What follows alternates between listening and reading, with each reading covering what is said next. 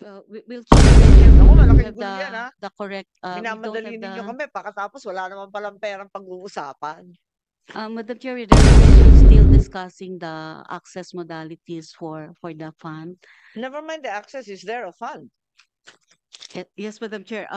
Eh, ang sinasabi mo, wala namang i-access at wala pa palang pera, puro sa pangako pa lang. Bakit tayo magpo-provide ng security, ng kung ano-ano, eh wala naman pala opisina to.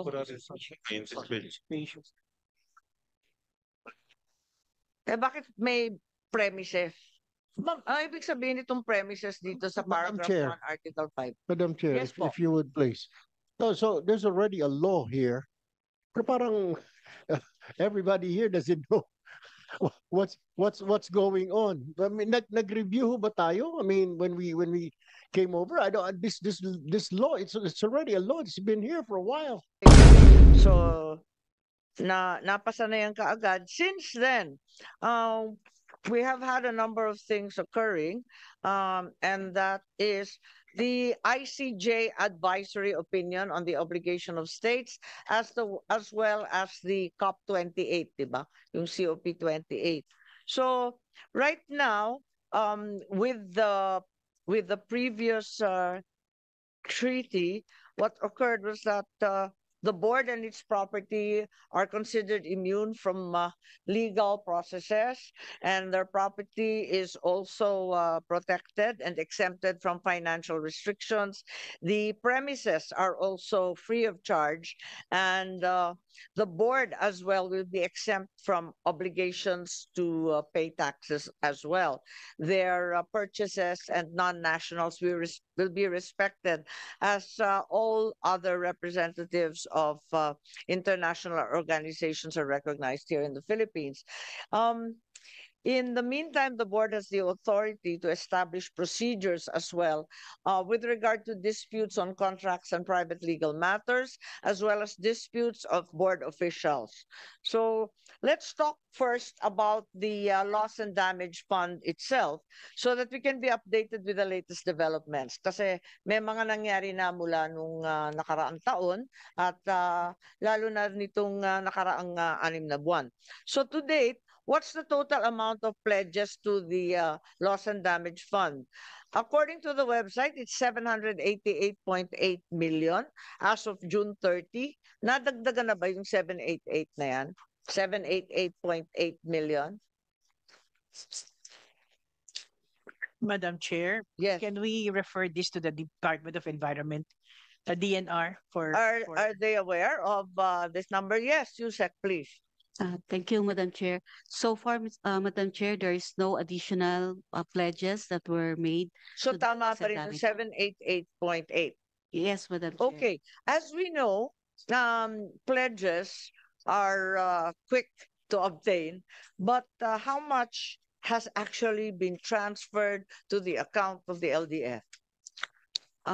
But Madam Chair, since these are still pledges, they are still no actual contributions have yet been Nothing at all? Yes, Madam Chair, because they are still pledges and the host.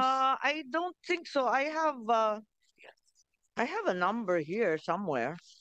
And I recall when I stood up in plenary, there were some numbers already provided. Ibig sabihin, zero pa ang pera niyan kasi may budget na yung BIM ng 250 million. Yeah. 50% of which we are looking forward to access. Madam Chair, we'll Are we saying that check these are all pledges? yes, Madam Chair, we also depend on the information they post.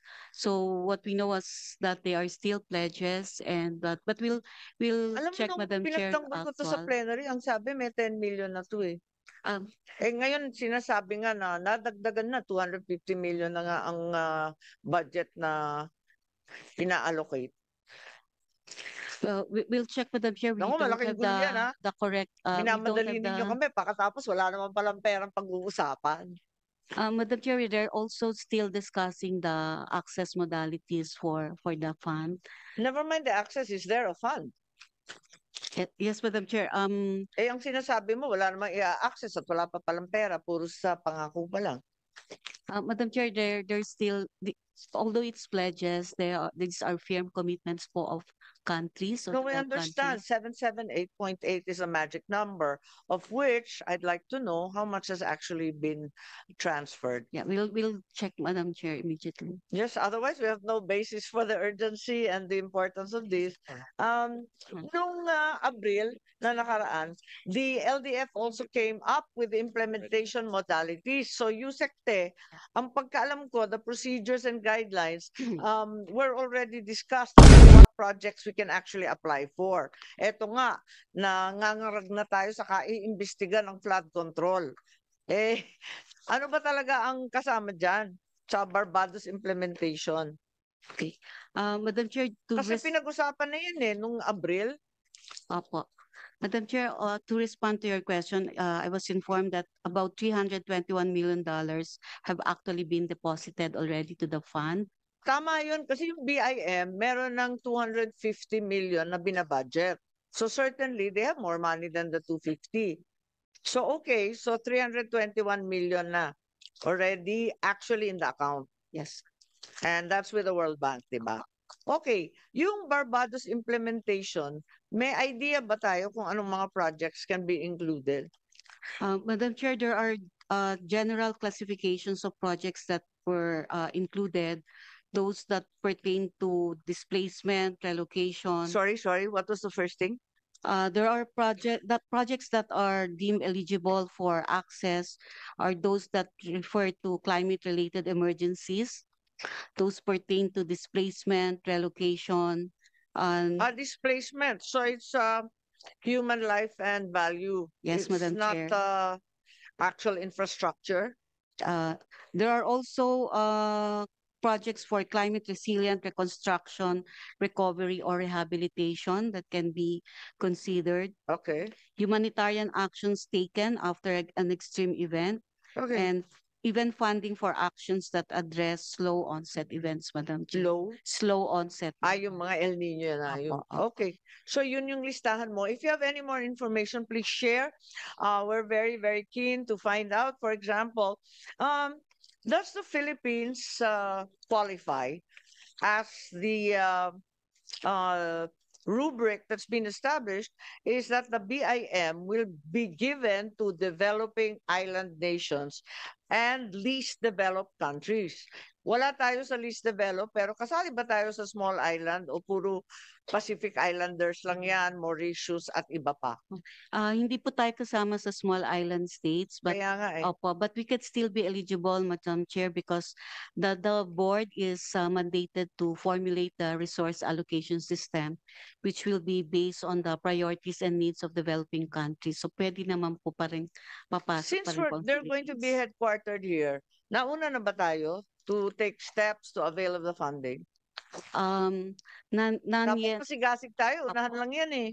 Yes, Madam Chair, we're preparing for the access. We have we have undertaken scoping to know where the gaps are in terms of losses and damages in the country, and we have identified priority areas I where. think they're abundantly clear. Opo.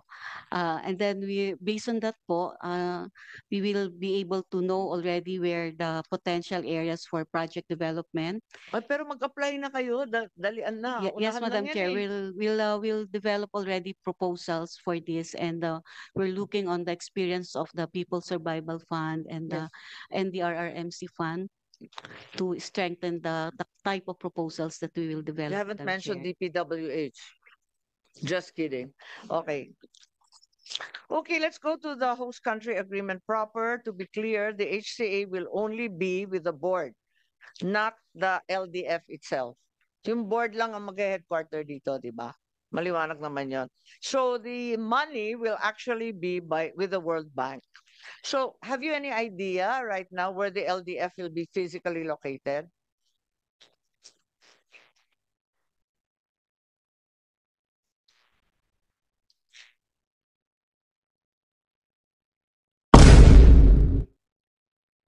Madam Chair, my understanding is the board will be meeting here We'll be meeting here Here. once or twice a year, pero no physical office. That's the Tama ba? understanding Yung ba that I have. So there's no Opo. office dito. Madam Chair, as of now, wala pa silang intention to have a headquarters here. Oo, pang meeting Oh, lang. Opo, Madam Okay. Chair. Pero but the we would- idea that it was headquartered kasi tayo magiging host Opo. country, di ba? Madam Chair, kasi yung arrangement din with the World Bank is for 4 years. So we Okay. are also preparing that in the event that after 4 years, they would like the host country to host the board itself or the fund itself. Thank you then for we should be ready. clarifying. Yeah, thank you very much. Hosting by the Philippines doesn't mean we'll provide them with an office. That's Yes. what I'm trying to highlight. And that, in fact, to underline, we will just provide the venue and the facilities for the once yearly or bi-yearly meetings. Tama ba? Okay. So how many members are there ba sa LDF? There are 26 members of the board, Madam Chair. Hindi natin bayad yung kanilang biyahe, ah. Hindi po, Madam Chair. Okay. And those meetings, how long do they go for? I understand there are guests and other visitors, resource persons. Yes, Madam Chair. Based on our experience in the past two board meetings that were held here, about 100 to 120 participants, including the Filipino delegates that participate, Madam Okay, Chair. that's great. I wanted to ask now, yung sa DOF, the whole family of DOF, you're also aware that the tax exemption and other privileges are included for all the members of the LDF, di ba? So my first question is, why is it necessary to exempt the board from financial controls? Di ba they're a separate personality from the board? The LDF is hiwalay naman yun sa board. Isn't the LDF or the Secretariat or the World Bank actually conducting the business, whereas the board only conducts policy? Bakit bibigyan pa ng tax exemption yung board? Inunahan ko na yung DOF magkontrabida. Okay. Bakit kailangan pa silang bigyan ng tax exemption? Di ba policy lang naman sila? Yes, Madam Chair, this is just in anticipation for the possible transactions that will happen as Hindi part ba of all the operations of financial board. transactions will be with the World Bank and the LDF? Wala naman transaction Yes, yung Madam board. Chair. So sa ngayon, Madam Chair, yung transactions pa lang po ng board is really just to hold the meeting. But in the long run, Madam Chair, because what the arrangement with World Bank is only for 4 years. Okay. So it might I just needed to be clear. The property of the board is also exempt from regulations. Does this mean that the vehicles, eto na tayo, does it mean the vehicles of the board will be exempt from LTO regulations? If the board members have close-in security personnel, can they carry firearms that don't comply with the firearms law because they're considered a separate international republic? Ganun ba yun? Are we certain of the language in this treaty?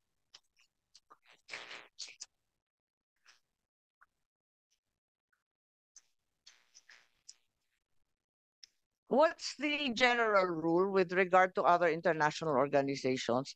Kasi exempted from regulations, paano yun? Exempted din pag nagkabungguan, pag nagkaputukan, tama ba yun? Madam Chair, under the immunities and privileges of the Vienna Convention, there are certain Yes, exceptions. the general Yes, the general rule. ones. Like if you talk about a car, will that be tax-free? Tax-free. But carrying firearms and pag nabundol, there's also some qualifications in the Vienna Convention. But So we don't need to assume, we need to put this on record. We do not assume that they will be exempt from our firearms law, for example. we should not assume that because that is another Ibang usapan yan eh. at local ano na yun eh. That's Kaya our nga, local they have to comply with the local laws, I would think no? so. I would think so. Oh, sige. Madam Chair. The other question here is, in as much as all of the DOF is here, I have to impress you that I'm on your side.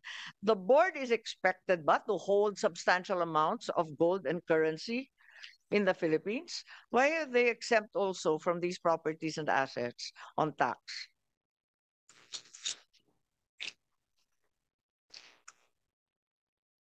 Is that necessary?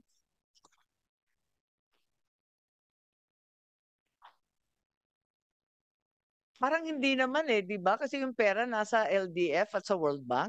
Bakit yung board kailangan pa i-exempt? Let's just review para nagkakaintindihan tayo, and maybe DOF can help us Madam Chair, with these details. Yes, so Madam Chair, somebody no, volunteer. right here, right here. Oh, oh, okay. Hi, Erwin. No, I Sorry, just, sorry. I would just like Did to, yeah, to sorry. clarify Section 4 of RA 1219, loss and damage found, board provides for immunities, privileges, and exemptions. What are these immunities? Eh, wala naman po silang office. May tauhan. May tauhan pero walang office. Well, Yes, that was actually my next question. Kasi it says that no waiver of immunity shall extend to any measure of execution, di ba? And that's standard language in most of our agreements with international groups. Does this mean that even if the board consents to be sued, any judgment arising from that lawsuit will not be executed? What's the purpose of the waiver of immunity? I need to understand, perhaps legal in DFA. This seems to be the general language. And like Senator Erwin Tulfo, I'm not aware of the extent of the coverage. Yes, Yusek Lim. With permission, Your Honor, the general language is immunities for hosting international organizations. As our colleague from Hindi the yun nakasulat, ah. yeah Hindi No. yan ang nakasulat. Immunities talaga. yeah it's general immunities. Well, immunities it's treated. I think you're referring to the law. It refers to the immunities usually granted to international organizations. Right. In anticipation that Yes, but I'm just asking if there's a lawsuit filed, what does it mean? A judgment is then rendered. The judgment will not be executed because they have a waiver of immunity. they have immunities. So They have immunity, which they're they immune may or from- may not waive. Yeah, and if they don't waive it, they cannot be sued. So baliwala yung korte natin dito, even it's above and beyond the work that they're expected to perform. Ganun ba yun? That's the immunities that we grant for, and that's also the immunities that we receive. Well, we've For had our very, very diplomats abroad. controversial issues, as you know, with the visiting forces. So can we clarify on this, please? Yes, Secretary. Yes, Madam Chair. Immunities are only applicable, or rather, if it is within their function. Official. Yun na nga, With the that's performance of diba, their within the function. performance of their duty. Yes. Pero ang yes. problema nito, pag may immunity sila, above and beyond. I mean, they get into a drunken brawl in a bar, which they do from time to time, di ba? So what's the purpose? If they waive and we still can't execute, what's the purpose of your Section We 4, can itong execute. waiver of immunity? Bakit may Article 4 pa? Mat magwe-waive ng immunity, di naman ma-execute yung judgment, balenada yung korte. we have to be clear on this, Madam Chair, kasi lalo na pag nasa provinces yung mga yan, di ba? They're on vacation.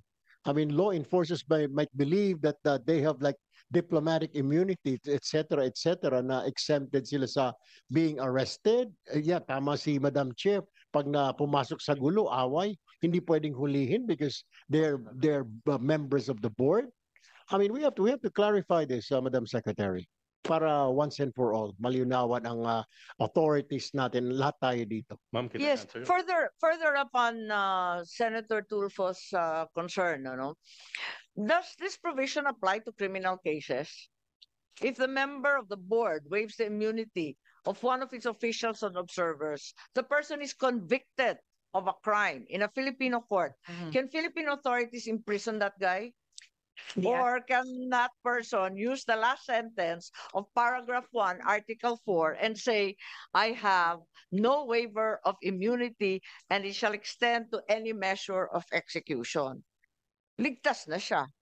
Madam Chair, the response is Yes, Secretary. yes, we can execute that jurisdiction. So I just read this. Immunity is functional, not personal. It exists only to go safeguard. We're talking about the board's independence. We're aware of the general Yeah, principle. right. The question is, bakit may waiver of immunity pa? Bakit Actually, may colatilla sa last sentence that is nung article 4? Ba't may ganon? Oh. Wala na siyang silbi. I think well that Yes. part is something, but we can execute that act of the court. I mean, that waiver is also something that we discussed in the course of Nalilito the lang ako. Maybe application. if you have further explanation, being that we're so tight on time, We'll give you the um, response, official response. can they just invoke the last sentence and say that no waiver of immunity shall extend to any measure of execution? Yun ang concern eh. I see. Kasi kahit sabihin pa natin, no, it's a personal offense and it yeah, has nothing yeah. to do with the performance of his duty. The truth is, we cannot impose any kind of judgment upon this fellow. So if you could tell me a little more, I'll be happier. Paragraph 1, Article 5, the premises Yeah. shall be inviolable. Pero wala namang premise, di ba? Kasasabi lang natin na wala naman na opisina. Bakit may Article 5 pa? Bakit tayo magpo-provide ng security, ng kung ano-ano, eh wala naman pala opisina to.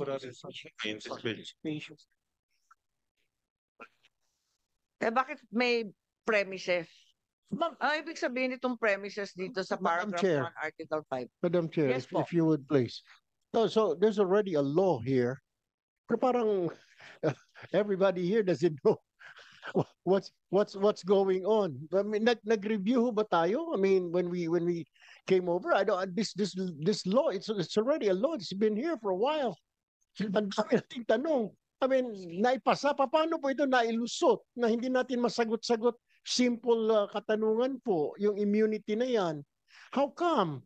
Nobody, DFA, DNR, climate change, nobody, Department of Finance. Go ahead, Yusek Tate. Yes, sir. Your indulgence, Madam Chair. So, Madam Chair, so the boards Yes, are Yusikte. the board's members are given the immunities and privileges for them to be able to discharge their functions. So the privileges and immunities extend only so far as they act in their official capacity. Yes, And, we've repeated that opo. time and again. Alam na natin yung Yes, basic Madam Chair. principle Yung niyan. waiver po, But it is tinatanong nga natin yung personal offense. yes, there are Di ba na yung within their duty? may Saka opo. ano yung functionality ng waiver of immunity in the Opo. execution of a judgment? Yes, Madam Chair. So, Madam Chair, yung in terms of yung personal actions nila, may jurisdiction naman, may jurisprudence na po tayo that states that Oo if nga, they oo act nga. beyond that, Oo, wala well, namang problema yes, doon. but Yung we waiver still- of immunity yes. ang Opo. naguguluhan ako. Yes, Madam Chair, kasi binibigyan pa rin po Lalo na natin. pag criminal yan, paano yan? Yeah, Pag may namatay, may nadaling Pilipino. So, Madam Chair, yung waiver po, sila as board member, despite being given the immunities and privileges, they can opt to waive that privileges and immunities that we grant to them. Opo. Madam Chair. And then in terms of, Naguguluhan ako, Madam Chair. Di po ba dapat, I don't know if DFA can answer this. Di po ba agreement po muna bago tayo gumawa ng before we enact a law? Or is it the other way around now? We enact a law before the agreement. Kasi ganun po nangyari dito yun. Could you clarify why the agreement came later? It was enacted first. Dapat po, there was the law should have been there should have been an agreement first para na ipasok natin lahat all these questions when we are formulating this law here. Hindi po yung after na naipasa na ito, tsaka pa lang tayo pinag-uusapan natin agreement. Nga tamo, para tayong mga nahihilo ngayon. Hindi natin alam kung hindi natin masagot lahat kung ano bang immunity. Dapat ho ito, before we enacted this law, pero po munang agreement. Would you agree with me, Madam Chair? I totally agree with you, Senator. But may we ask also our DNR, because how it came about, the immunities and privileges part is something that we extract. Sino ba nag-negotiate nito? DNR or DFA? Kasi 3 pahina pa yung tanong ko sa awa ng Diyos. DNR ang nag-negotiate. Andito ba, kayo pa ang negotiating yes, party? Madam Chair, it's a technical May word. legal po kayo? Opo. Saan yung legal ng DNR? Arito? Attorney Ben, attorney. Tulungan naman ninyo kami. Ikaw bang nag-negotiate? Ikaw ba talaga nakipag-usap sa kanila? Senator, I was just part of the technical working group, so I'm Attorney Aventino Escopico III, so I am part of the technical working group. It's DNR and not DFA. Is DFA agreeable to all these exemptions? I may respond. I mean, is this standard practice it for is. all? Not all, No, no, international organization. So we Hindi extract lahat that. ng international nga lahat. organization. Hindi pare-pareho. This is parang mas malala to. Actually, Madam Chair, I think the issue here is that I think the government was anticipating the establishment of Of such a headquarters. at the headquarters. So it's all anticipatory. Oo, parang hindi na pabalik-balik. Yes. Understood. Right. So that's the reason why premises are mentioned. And what about personnel? Kahit walang headquarters, may tauhan yan. That's true. O But kaya nga, yung tauhan, paano? Kung naglasing at nambugbog, nawala, may namatay. Paano? Madam Chair, in Walang that, kinalaman sa trabaho niya. Nagwala lang nung they can be weekend. held liable, Madam Chair. Eh kaya nga, It's pero may mga outside. immunity, may mga waiver of immunity pa. Madam Chair, despite giving them the privileges and immunities, they can waive that privilege. Meaning, kahit po, Eh what if they don't? they can still be held liable, Madam Chair, because they exceeded their functions. But if they don't, di ba? Kasi nga, they can invoke the last sentence of paragraph 1, article 4, and sasabihin niya, oh, ayoko mag-waive. All the more, Madam Chair, that they can be held liable. Naku, paliwanag na lang ninyo ha. Tapos yung premises, anticipatory to. Shall be inviolable kahit wala pa. Ganon. Tapos yung Article 9, full extension to. Kasasabi lang kanina ni Yusek Te, yung pangkaraniwan na meeting nila, 100 to 120 packs. Diba? So marami-rami yan. In addition, meron pang Article 9 na attendees and observers will be given immunity from all legal processes. Okay ba yun? In respect of words spoken or written or performed. Parang first time ko narinig itong language na to. This doesn't exist, di ba, in the other international organizations discussion. Yes, DENR, where does this come from? This is the first time I encounter attendees and observers also accessing legal immunity. Tama po ba to? Ano yung participation nitong attendee and observer? Aside from attending and observing, ano pang ginagawa nila? Namamasyal sila, nag-i-inspection, ano pang ginagawa ng mga yan? Senator, with the past board meetings, actually observers were given such as CSOs, they were actually given some time by the board to express their ideas, like what. Pero wala namang problema yon. So that immunity would cover those ideas that they will be presenting during the board meetings. Yes, understood. If it's within the context of work and during the period that they are conferring with each other, syempre covered dun. Pero ano pa ba ang gagawin nila? Kasi naririnig natin na kung minsan nag-iikot, tapos nag-i-inspeksyon, tapos nagre-require na papasukin sila sa mga iba't ibang pasilidad. Lahat yan may immunity?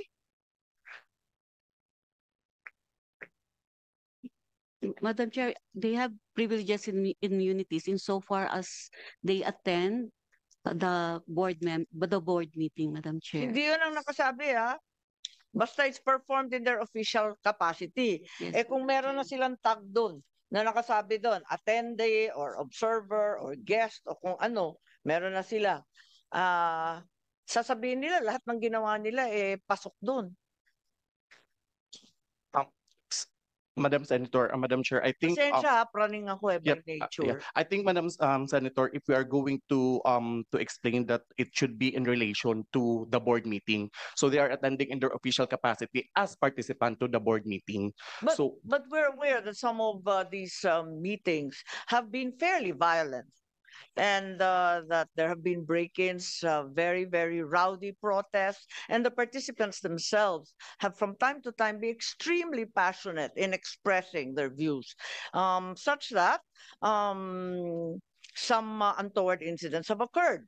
So, lahat ba yan covered?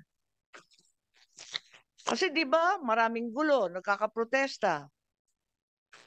Madam Chair, based on our experience in the past two board meetings that we held, meron lang pong mandated meetings talaga where the observers are allowed to attend. Sino-sino ba yung mga observers at saka attendees? Officials ba yan ng ibang mga bansa o mga researcher?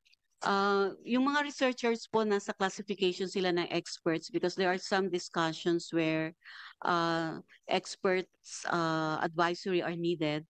But for the observers, Madam Chair, these mostly are from the civil society organizations. Sila Okay. pa yung nagre-represent ng Pero mga- basahin po ninyo, balik tayo sa Article 9, Section 1.